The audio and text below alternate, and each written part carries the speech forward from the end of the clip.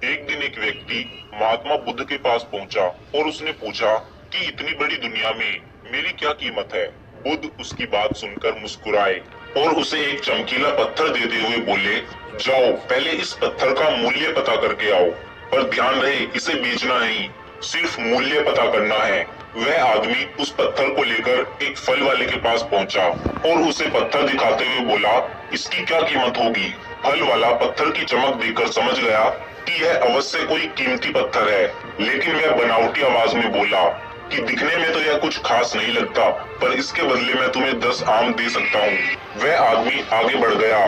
सामने एक सब्जी वाला था। उसने उस पत्थर का दाम पूछा। सब्जी वाला बोला कि मैं इस पत्थर के बदले तुमको एक बोरी आलू दे सकता हूँ। आदमी फिर आगे चला। उसे लगा पत्थर कीमती है और उसे किसी जोरी से इसकी कीमत पता करनी चाहिए, और वह एक जोरी की दुकान पर पहुंचा और उसकी कीमत पूछी। जोरी उसे देखते ही पहचान गया कि यह बहुत ही बेशकीमती रूबी पत्थर है, जो किस्मत वाले को ही मिलता है। वह बोला, पत्थर मुझे दे दो और इसके बदले तुम 10,000 रुपए ले लो। उस आदमी को अब तक उस पत्थर की कीमत का अंदाजा हो गया था।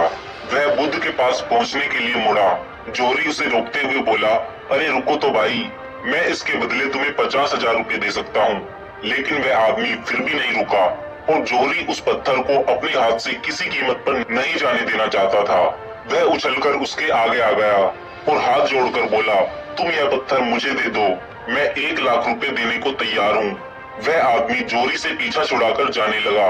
जोरी ने पीछे से आवाज लगाई, यह बहुत बेशकीमती पत्थर है, यह बहुत ही अमूल्य है, तुम जितने पैसे कहोगे मैं उतने पैसे तुम्हें दे दूंगा। यह सुनकर वह आदमी हैरान परेशान हो गया।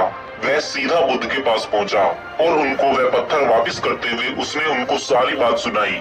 बुद्ध यह सब सुनकर मुस्कुराए।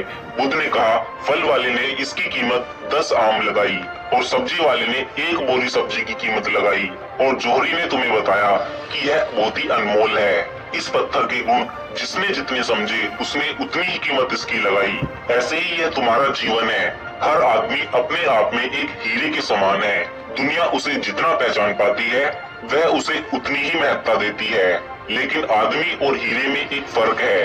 वो यह है कि हीरे को कोई दूसरा तराशता है और आदमी को खुद अपने आप को तराशना पड़ता है। तुम भी अपने आप को तराश कर अपनी चमक बखेरो, तुम्हें भी तुम्हारी कीमत बताने वाले मिल ही जाएंगे। तो दोस्तों, इस कहानी से हमें यही सीख मिलती है कि हमें कभी भी अपने आप को कम नहीं आंकना चाहिए, क्योंकि आपको वही लोग हीरा मानेंगे जो आपकी कीमत समझते हैं। और हमें हमेशा स्वयं को तराशते रहना चाहिए और अपने आप को अनमोल बनाने की कोशिश हमेशा करनी चाहिए। इसलिए अपने आप में सुधार करते रहें